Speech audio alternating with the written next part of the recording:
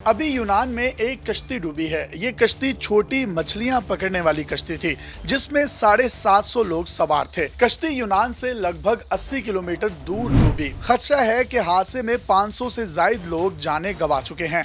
कहा जा रहा है कि इसमें 300 पाकिस्तानी भी सवार थे। इसमें एक ऐसा बदकिस्मत खानदान भी था जिसके 12 लोग लाखों रुपए खर्च करके मौत के मुंह में चले गए। एक ऐसा बेटा भी था जिसके बाप ने एजेंट को 25 लाख रुपए अपने हाथ से दिए। एजेंट ने हवाई जहाज के जरिए इटली पहुंचाने का वादा किया, लेकिन उस बदकिस्मत कश्ती में बिठा दिया। ये अब तक का दूसरा खौफनाक तरीन हादसा है। इससे पहले 2015 में भी इसी तरह का एक खौफनाक हादसा पेश आया था। लीबिया से इटली जाने वाली कश्ती डूबने से 1100 लोग मारे गए। आखिरकार वजह क्या है कि लोग सब कुछ पता होने के बावजूद ये सब करना चाहते हैं? गैर कानूनी तरीके से बॉर्डर क्रॉस करने को क्या कहते हैं, और ये लोग बॉर्डर कैसे क्रॉस करते हैं, और ये सारा प्रोसेस कैसे काम करता है?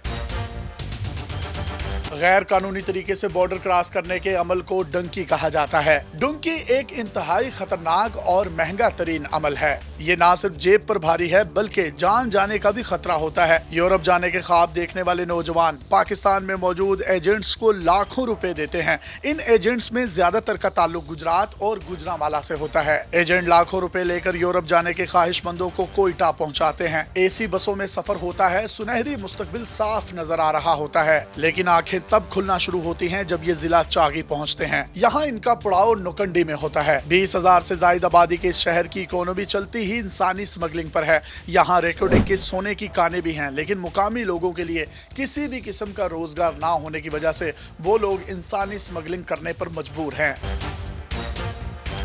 ये लोग नस्ल दर नस्ल इंसानी स्मगलिंग का काम ही करते आ रहे हैं। भुट्टो दौर में डंकी का सिलसिला शुरू हुआ जो आज तक जारी है। नोकंडी ही वो जगह है जहां डंकी लगाने वालों की आंखें खुलने का सिलसिला शुरू हो जाता है। यहाँ उनके साथ लूट मार की जाती है, उनका सामान यहाँ तक के उनके जूते तक चुरा लिए जाते हैं। फिर ये जब ईरान के बॉर्डर पर पहुंचते हैं तो अहलकारों को रिश्वत देकर ईरान में दाखिल होते हैं। यहाँ पाकिस्तानी एजेंट्स का काम खत्म हो जाता है। इन लोगों को 6 से 7 घंटों तक दुश्वार गुजार पहाड़ी रास्तों और तपते हुए रेगिस्तानों में पैदल चलना पड़ता है। बहुत से लोग हिम्मत हार कर बैठ जाते हैं। जिस तरह वक्त किसी के लिए नहीं रुकता, इसी तरह एजेंट भी किसी के लिए नहीं रुकता। कोई मर भी जाए तब भी एजेंट को कोई फर्क नहीं पड़ता। पीछे रह जाने वाले किस हाल में हैं, किसी को उनकी परवाह नहीं होती। इन एजेंट्स को सिर्फ अपनी मंजिल पर पहुंचना मकसूद होता है।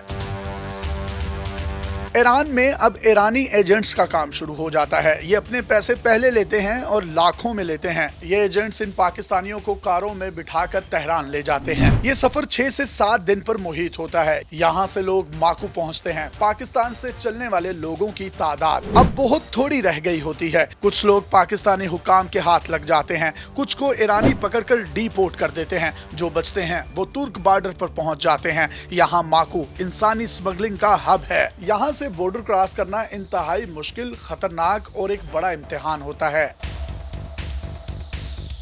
अब तक की कहानी अगर आपको आसान लग रही है तो हम आपको ये बताते चलें कि तारिकीन वतन को सिर्फ रास्ते की मुशक्कतों का ही सामना नहीं करना पड़ता, उन्हें बलोचिस्तान और ईरान में अगवा की वारदातों का भी सामना रहता है। अक्सर खबरें आती हैं कि पाकिस्तानी नौजवानों को अगवा कर लिया गया है। इन नौजवानों को अगवा करके इंतहाई बुरे हालात में रखा जाता है। उनके घर वालों से पैसों का तकाजा किया जाता है, और अगर पैसे ना दिए जाएं तो इन लोगों को इंतहाई बुरे तरीके से मारा पीटा जाता है। वीडियोस बनाई जाती हैं और घर वालों को भेजी जाती हैं। अगर फिर भी पैसे ना मिलें तो अगवाकार इन नौजवानों को कत्ल तक कर देते हैं।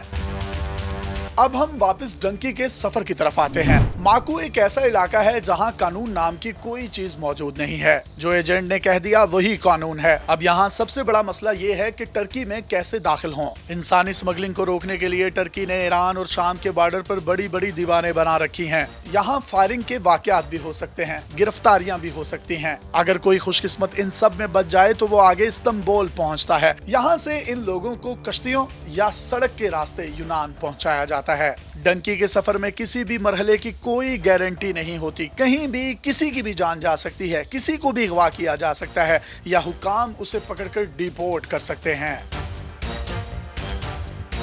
एक अंदाजे के मुताबिक पाकिस्तान से सालाना 30 से 40 हजार लोग डंकी लगाते हैं। एक और अंदाजे के मुताबिक रोजाना 3 से 3,500 लोग ये पुरखतर सफर तय करते हैं। हुकूमती सतह पर इसके दुरुस्त अदाद-ओ-शुमार मौजूद नहीं है। अब तो खवातीन और बच्चों ने भी सफर करना शुरू कर दिया है। ये वो बच्चे और खवातीन होते हैं जिनके घर वाले पहले ही डंकी लगाकर यूरोप में सेटल हो चुके होते हैं। अब वो अपने घर वालों को भी इसी रास्ते से उनकी जानों को खतरे में डालकर यूरोप बुलाते हैं। कहा जाता है कि डंकी लगाने वालों में से 10 में से एक शख्स जरूर यूरोप पहुंच जाता है। डंकी के सफर में लोग तो पहले भी मरते रहे हैं, लेकिन अब यूनान में जो सानेहा हुआ है ये एक इंतहाई खतरनाक और दिल को दहला देने वाला है।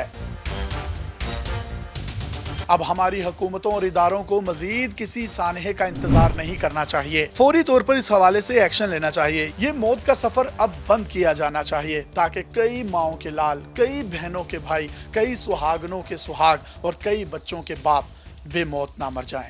अपने मेजबान यासिर शामी को पाकिस्तान के सबसे बड़े digital media network daily Pakistan से इजाजत दीजिए और देखते रहिए डेली पाकिस्तान। अल्लाह हाफ़िज़।